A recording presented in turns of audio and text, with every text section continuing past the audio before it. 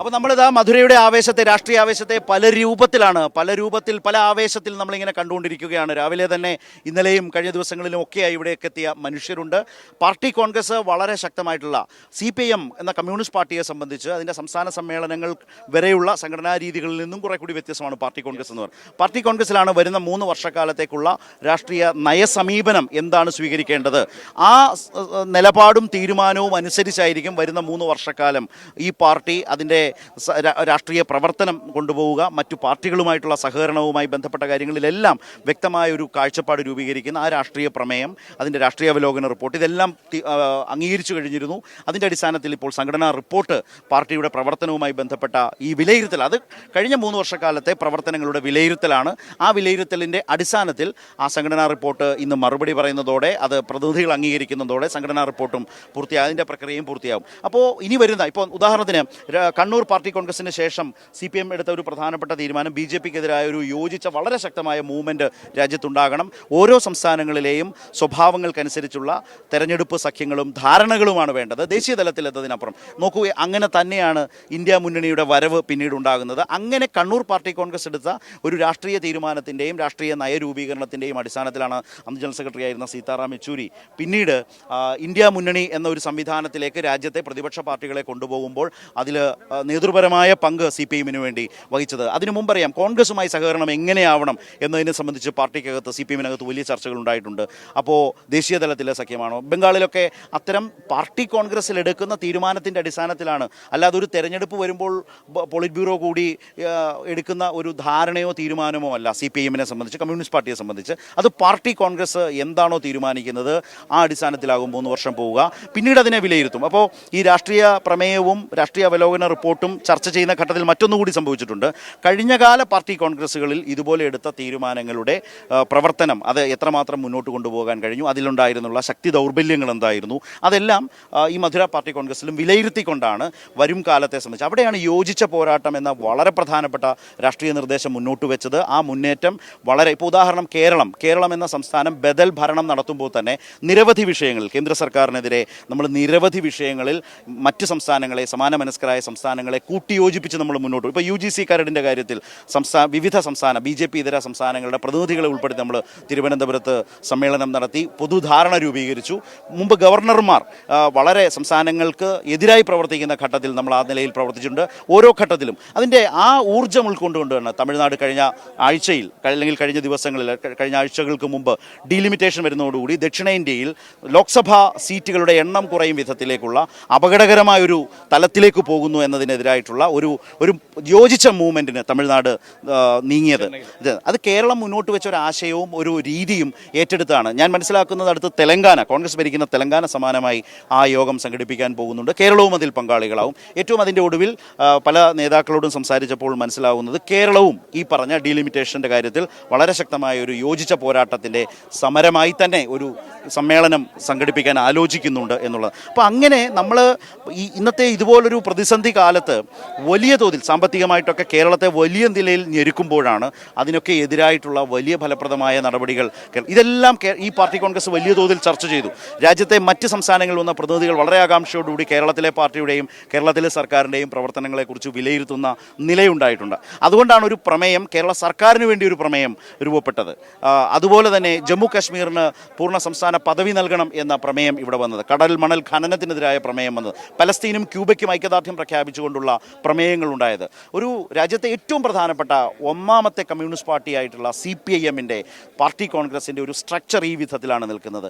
അതത്ര വിപുലമായ നിലയിൽ വരാൻ പോകുന്ന രാഷ്ട്രീയത്തെയും നിലനിൽക്കുന്ന രാഷ്ട്രീയത്തെയും വിശകലനം ചെയ്യുന്നു എന്നുള്ളതാണ് പാർട്ടി കോൺഗ്രസ്. ഞാൻ അതാണ് പറഞ്ഞത്, സംസ്ഥാന സമ്മേളനങ്ങൾ വരെയുള്ള പാർട്ടിയുടെ CPIMൻ്റെ സംഘടനാ സമ്മേളനങ്ങളിൽ നിന്ന് പാർട്ടി കോൺഗ്രസ് വ്യത്യസ്തപ്പെട്ട് നിൽക്കുന്നത് ആ നിലയിലാണ് എന്നതാണ് പറഞ്ഞത്. അവിടെ പ്രവർത്തന റിപ്പോർട്ട് ചർച്ച ചെയ്ത് ആ നിലയിൽ മുന്നോട്ട് പോകും സംസ്ഥാന സമ്മേളനം വരെ. പക്ഷേ പാർട്ടി കോൺഗ്രസ് എന്ന് പറഞ്ഞാൽ പാർട്ടിയുടെ CPIMൻ്റെ രാഷ്ട്രീയ നയരൂപീകരണമാണ് പാർട്ടി കോൺഗ്രസിൽ വളരെ പ്രാധാന്യത്തോടെ, വളരെ പ്രധാനമായി നടക്കുന്നത്. മനു, അതിനിടയിൽ ഇപ്പോൾ പാർലമെൻറ്റിൽ നമ്മൾ കണ്ടതാണ്, ഇവിടെ പാർട്ടി കോൺഗ്രസിൽ പങ്കെടുക്കേണ്ടിയിരുന്ന CPIM എം പിമാർ അവരിവിടെ പ്രതിനിധികളായിരുന്നു. പക്ഷേ അപ്പോഴാണ് വഖഫ് ബില്ല് വേഗത്തിൽ അവതരിപ്പിക്കാൻ പോകുന്നു എന്ന ധാരണ കിട്ടിയത്. ഇതേ ദിവസം മധുര പാർട്ടി കോൺഗ്രസ് തുടങ്ങുന്ന അതേ സമയത്ത് തന്നെ വളരെ അടിയന്തരമായി മോദി സർക്കാർ മുൻകൂറായി ഒന്നും പ്രതിപക്ഷത്തെ അറിയിക്കാതെ അതിന് തൊട്ട് തലേ ദിവസം കാര്യോപദേശക സമിതിയിൽ ഈ തീരുമാനം വരുന്നു.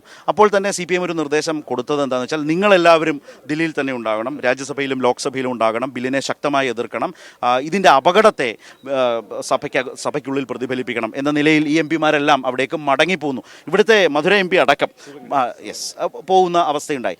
അതിനുശേഷം അവർക്ക് 1-2 ദിവസത്തെ സമ്മേളനം നഷ്ടപ്പെട്ടു. അവർ തിരികെ വന്നപ്പോൾ മനു, നമ്മൾ ഇന്നലെ വളരെ യാദൃശ്ചികമായി ഈ MPമാരെ എല്ലാവരെയും ഒത്തുചേർത്ത് അമ്രാറാം ഉണ്ടായിരുന്നു, ജോൺ ബ്രിട്ടാസ് ഉണ്ടായിരുന്നു, ശിവദാസ് ഉണ്ടായിരുന്നു, റഹീം ഉണ്ടായിരുന്നു, ഇവരെല്ലാവരും ഉണ്ടായിരുന്നു, സുവെങ്കടേഷൻ ഉണ്ടായിരുന്നു. എല്ലാ MPമാരും ഒന്നിച്ച് അവരെല്ലാം കൂടി ഒത്തുചേരുന്ന ഒരു നിമിഷം നമ്മൾക്ക് കാണാനായി. നമ്മളത് ക്യാമറയിൽ പകർത്തുകയുണ്ടായി. നമുക്ക് ഏതായാലും ഒന്ന് ഗുഡ് മോർണിംഗ് കേരളത്തിലൂടെ പ്രേക്ഷകരെ കൂടി കാട്ടാം അല്ലേ?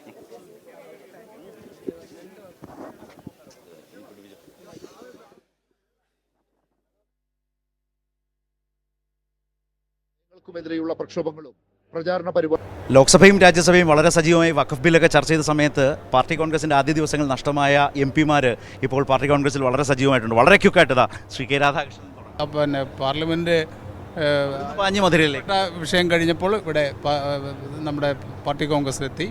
ഇവിടെ ഗംഭീരമായിട്ടാണ് പാർട്ടി സമ്മേളനം നടക്കുന്നത്.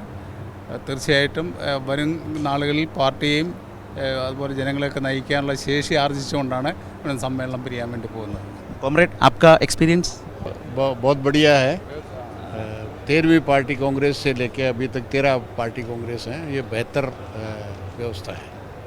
ഗംഭീരമാണ് പാർട്ടി കോൺഗ്രസ്. കണ്ണൂരിൽ നിന്നാണ് മധുരയിലേക്ക്. കണ്ണൂരിൽ നിന്ന് മധുരയിലേക്ക് പാർലമെൻറ്റിലെ ഭയങ്കരമായി ചൂടുപിടിച്ച സമയത്തിനിടയിലാണ് ഞങ്ങൾ എല്ലാവരും ഇങ്ങോട്ടേക്ക് വന്നത്. അപ്പോഴിത് വലിയൊരു എക്സ്പീരിയൻസ് ആണ്. പാർലമെന്റിൽ ഉയർത്തിവിട്ട ചൂട് പുറത്ത് കുറഞ്ഞിട്ടില്ല, ഗംഭീരമായി ഓടിക്കൊണ്ടിരിക്കുകയാണ്. ഗൗരവമായ രാഷ്ട്രീയ ചർച്ച പുറത്ത് നടന്നുകൊണ്ടിരിക്കുകയാണ്. സമ്മേളനം അതിഗംഭീരമായി നമ്മുടെ സഹകൾക്കാകെ വലിയ ഇൻസ്പിറേഷനായി മാറി നിൽക്കുകയാണ്. ഒരു കാര്യം, ഞങ്ങളുടെ ഒരു സഹപ്രവർത്തകനാണ് ഇതിൻ്റെ സംഘാടക സമിതിയുടെ പ്രധാന ഉത്തരവാദിത്തം വഹിക്കുന്ന വെങ്കടേശൻ MP. അപ്പോൾ സമ്മേളനം പങ്കെടുക്കുന്ന എല്ലാവരും പറയുന്നത് ഗംഭീരമായി സംഘടിപ്പിച്ചു എന്നുള്ളതാണ്. மதுரை கட்சி காங்கிரஸ் நான் கலந்து கொள்வது ரெண்டாவது கட்சி காங்கிரஸ், ரெண்டாவது முறை. ஹைதராபாத் ரெண்டாவது கட்சி காங்கிரஸ். அது நிச்சயமாக மார்க்சிஸ்ட் கம்யூனிஸ்ட் கட்சியினுடைய வளர்ச்சியில் மிகப்பெரிய പങ്ക് വഹിക്കുമെന്ന് നാം എതിർപ്പാക്കണം. തൊണ്ട പോയിരിക്കുകയാണ് സംസാരിച്ച് അതുകൊണ്ടാണ്. സുരേഷ് ഗോപിയുമായി മല്ല് പിടിച്ചാണെന്ന് നാട്ടുകാർ പറയുന്നുണ്ട്.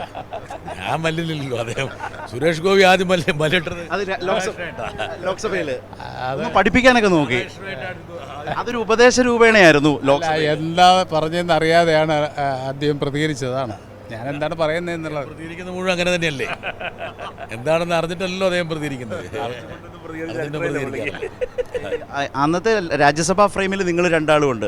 ഇവിടുന്ന് പല കാര്യങ്ങളും പറഞ്ഞ് ആവേശ ഗംഭീരമായി സംസാരിക്കുമ്പം റഹീമിൻ്റെ വക കട്ട സപ്പോർട്ട്.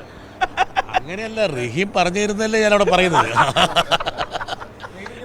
റഹീം ഫീഡ് ചെയ്യാണല്ലേ, ഓരോ പോയിന്റ് പുറകെ നിന്ന് പറഞ്ഞു തരും, ഞാനത് പറയും. അല്ല, അപ്പോൾ രസം എന്നറിയോ, ആ പോയിന്റിന് റഹീം തന്നെയാണ് കൈയടിക്കുന്നത്. അതെ,